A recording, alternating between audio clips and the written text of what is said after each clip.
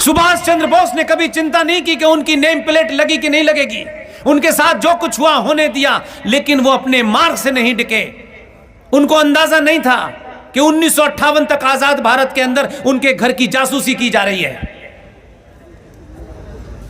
एक खेल करके सुभाष को समाप्त करने की कोशिश की कि जहाज में उनका एक्सीडेंट हो गया है। अगर 45 में वो मर गए थे तो 1958 में बंगाल के उस घर में जासूसी किसकी कर रहे थे आप? इसलिए कुछ लोग मर जाते हैं, लेकिन मरने के बाद बड़े खतरनाक हो जाते हैं। जिंदा रहते कोई नहीं पूछता है। आप और हम, न उनकी कोई पार्टी है, न कोई ऐसी जाति है कि जिस जाति के कारण यहां ऐसा वोट हो कि उन्हें खुश करना है। कोई नहीं जानता उनकी जाति क्या है। तब भी सुभाष चंद्र बोस जो उनको करना था करा।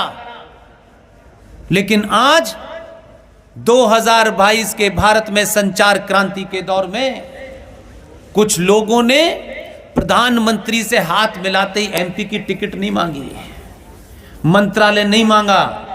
जब हमने कहा कि 5 मिनट मिलना है, आपको कोई बात बतानी है जो आपके सिवा आपके किसी सेक्रेटरी के माध्यम से भी नहीं कही जा सकती,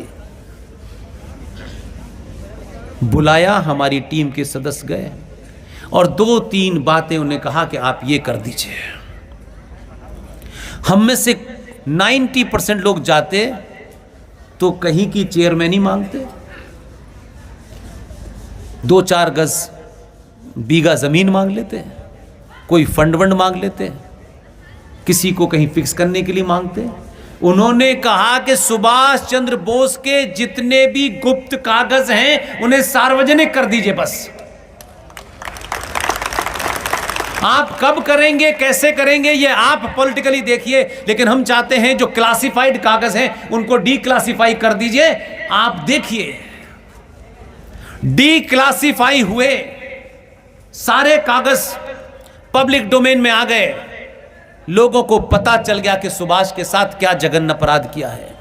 सुभाष के परिवार वालों की हमने चिंता नहीं की, क्योंकि हम ये मानते हैं कि वो किसी के एक के पिता, 2 के पिता हो सकते हैं। जब आदमी राष्ट्र के लिए खड़ा होता है तो फिर उसके निजी बच्चे की कोई महत्व नहीं होता है, फिर वो राष्ट्र का होता है। और पहली बार मजबूर किया। ये आवाज नीचे से उठती है तो सत्ता में बैठने वाले को पता चल जाता है कि नीचे का मेरा समाज क्या चाहता है, और ये दबाव बना रहा। इसी के चलते जब डीक्लासिफाई हुए कागज, और जब उनको लगा कि डीक्लासिफाई बनने के बाद देश में एक माहौल बन गया है, तो सत्ता को लगा कि यही टाइम है कि जो बात उनके दिल में थी, इसका माहौल कुछ लोगों ने बनाया। लोगों में जागृति पैदा हो गई, लोग सुभाष को जानना चाहते हैं, उसके साथ क्या हुआ ये जानना चाहते हैं। और उसने तत्काल एक काम किया, प्रधानमंत्री निवास से निकला और जिस सुभाष चंद्र बोस ने ब्रिटिश साम्राज्य के खिलाफ सशस्त्र विद्रोह किया था और 21 अक्टूबर 1943 को भारत की आजादी की घोषणा की थी, सिक्का चलाया, करेंसी चलाई, रेडियो चलाया, स्टाम्प चलाया और ब्रिटिश साम्राज्य के को चुनौती दी। अब यहां आपके सामने एक तुलनात्मक विषय है। एक आदमी अपनी पार्टी का अध्यक्ष बनने के लिए उसे एक भी वोट नहीं मिला। पार्टी का अध्यक्ष अपने ही लोगों से, उसे एक भी वोट नहीं मिला, वो प्रधानमंत्री बना। लेकिन 21 अक्टूबर 1943 को जब उन्होंने भारत की आजादी की घोषणा करी तो विश्व के 11 देश, जिसमें यूएसएसआर शामिल है, भारत की आजादी की मान्यता दी है। आपने पुरुषार्थियों का साथ नहीं दिया, इसलिए दलाल आपके लिए सब कुछ बन गए।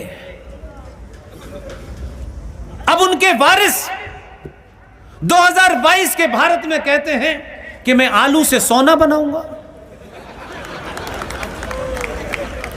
इतनी तरक्की की इस पार्टी ने, इन्हें यहां क्यों रखा है? इन्हें कहीं म्यूजियम में रखो। ये तो किसी भी देश की इकोनॉमी बढ़ा सकते हैं।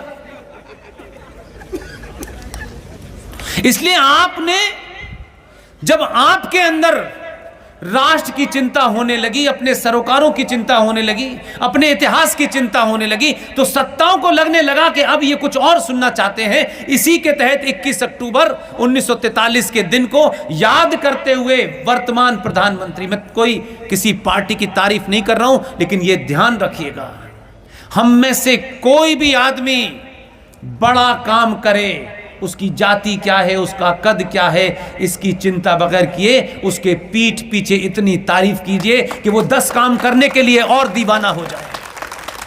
उसको लगने लगे कि मेरे काम करने से मेरे पीठ पीछे देश भर में मेरी वाहवाही हो रही है, तो फिर इतनी वाहवाही करो कि जो काम रुके हुए हैं वो हो जाएं।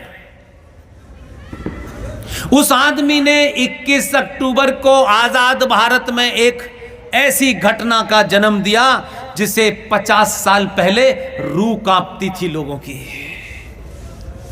लाल किले पे जाकर के झंडा फहराया 21 अक्टूबर को, ये सुभाष चाहते थे।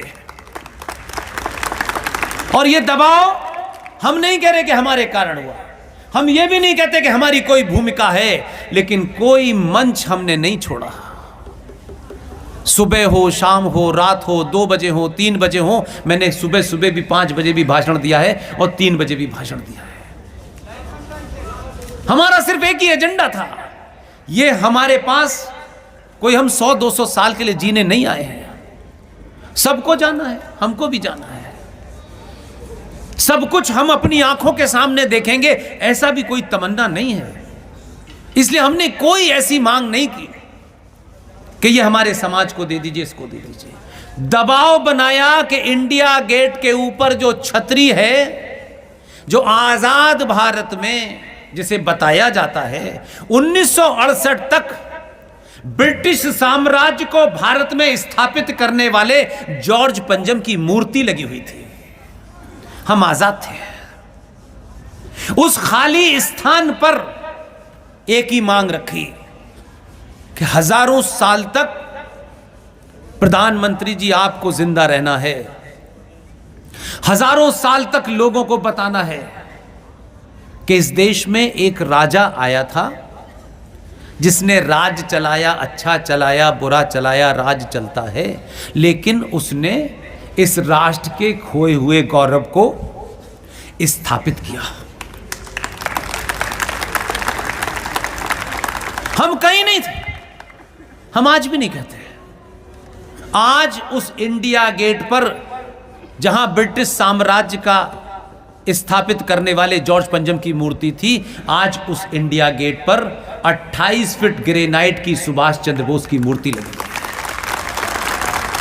आप कह सकते हैं कुछ लोग हैं हमारे यहां, मूर्ति लगाने से बेरोजगारी कम हो जाएगी क्या? कुछ लोग पैदा ही बेरोजगार हुए हैं और बेरोजगारी में पैदा हुए हैं, वो आजीवन बेरोजगार रहेंगे।